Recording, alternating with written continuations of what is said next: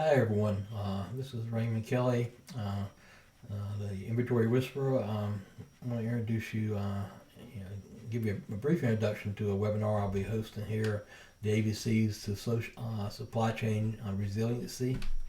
Um, the ABC stratification is actually a very powerful tool, and many companies are not really utilizing it. And actually, some of the companies I dealt with in my 40-year career are actually misusing it more. Actually, more companies are misusing it than they are using it correctly. The ABC stratification is based off the Pareto principle, which is also known as the 80-20 rule. And what that is that it's actually more importantly, the way it really should be known is by Dr. Duran, Joseph Duran, being what's the vital few versus the trivial many.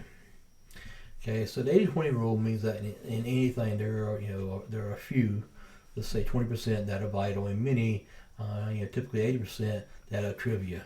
So what Dr. Joseph Duran was saying is that most companies have limited resources.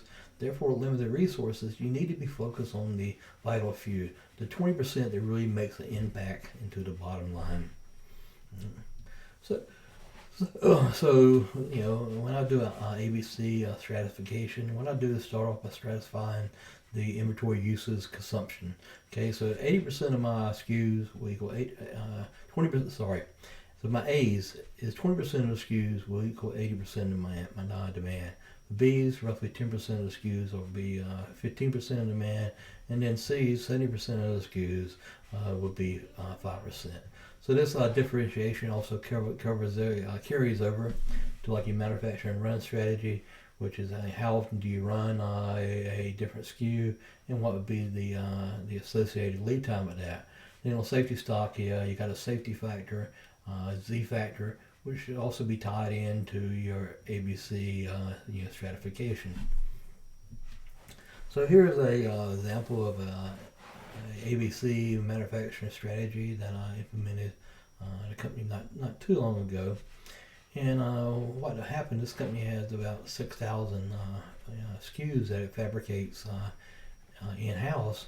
And actually every one of these were run on combines, and everything had a lead time of 3 days.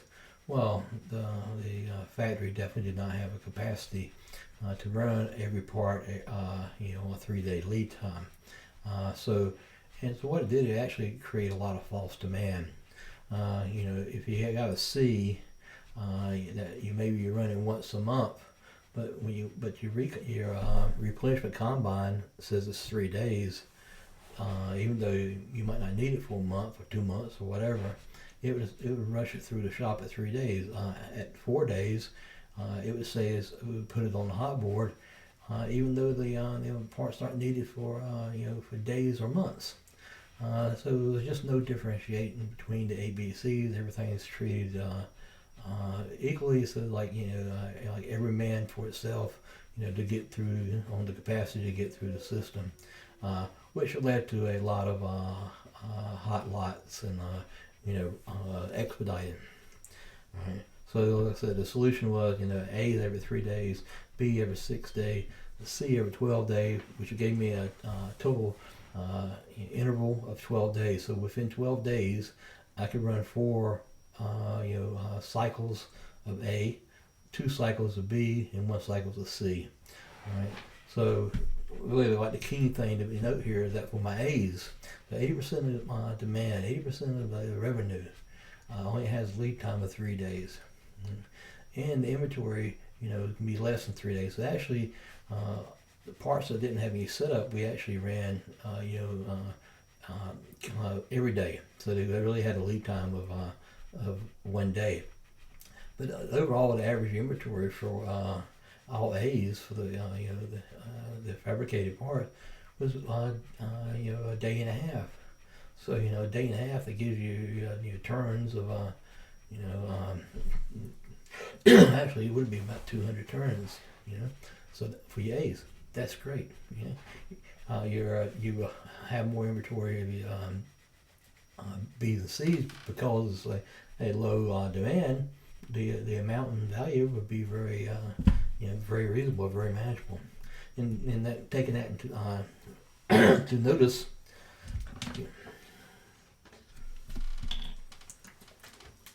Now, if you focus in on the vital few, so what that means in your inventory is that 80% of your inventory dollars are only tied up in 20% of your SKUs, which are your vital few.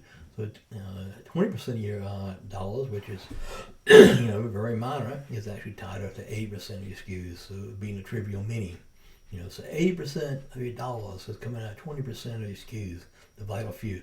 That's where you need to be focused. Now, one thing that you should take some caution.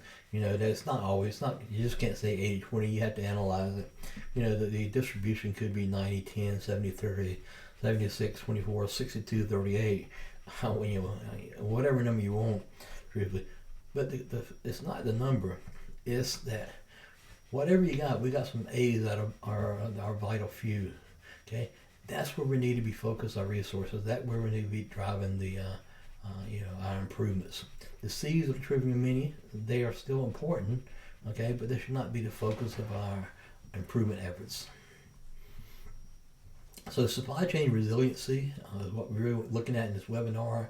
So the how do we improve that? So X, what are my drivers of supply chain resiliency? The real key one here is ABC differentiation of basic inventory factors. So you probably know that your cycle stock.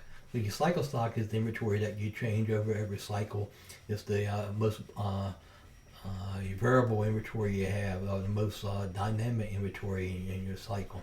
So if we had a lead time here for A's of 3, then we're only making lots of 3 days of inventory for the A's. So like already stated many times, you're getting a quick turnover there. All right. So statistically, we would be developing safety factors also based on ABC. So we're looking at the standard deviation of the demand, standard deviation of lead time, and then the Z factor, which is the probability.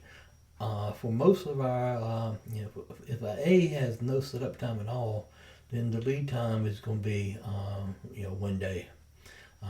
So actually, I think somewhere on that chart there, so about 20 to 30% of our A's will not require any setup time, and their lead time would be 1 day. Right? Would not plan or did not plan having any safety stock for the A's at all. Right? Because the worst case 3 days, I can turn a lot around.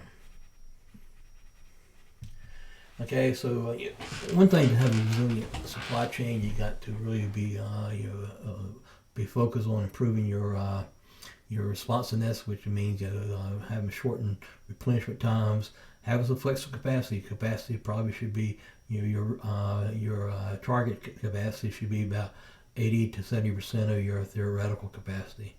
You minimize your non-valued add activities. And then good old Little's Law, which is saying, how much WIP you have in the pipeline, it affects the process lead time. And then your business continuity planning and risk mitigation is something you should be put in over top of that. I mean, this is just gives you a countermeasure. So you should be looking at your tier 1, tier 2 suppliers to see where the real risks are. Okay, and incorporate those into your plan. And again, those risks and everything should be set up on an ABC stratification.